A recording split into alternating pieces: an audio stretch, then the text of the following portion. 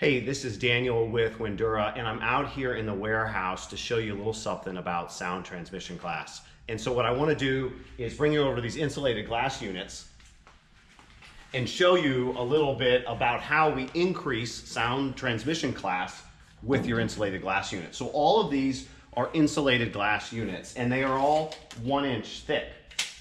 The difference is, if you zoom in here, you'll see that these two pieces of glass are actually 1/8 of an inch thick. And then that's going to leave a 3/4 inch spacer. Now, if you look at this glass right here, these two pieces of glass are 3/16 with a much smaller spacer. And so if we back out a little bit, what you can do to increase your sound transmission class is you get your insulated glass unit made of thicker glass. And what happens as the sound transfers through the glass, the vibrations on a thinner piece of glass are much higher. The vibrations on a thicker piece of glass are much lower. So increasing the sound transmission class, you can make a thicker piece of glass on the inside, a thicker piece of glass on the outside.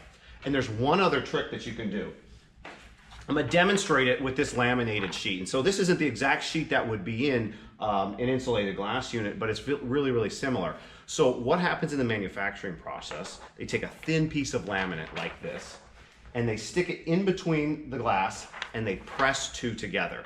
And so what that does is that creates, one, a safety glass, but it creates less vibration between the glass, then again, driving up your sound transmission class. So if you want to keep some of the noise out, you got a couple of options with your insulated glass unit. You can get thicker glass, or you can add lamination in between the panes, which can really drive up the sound transmission class.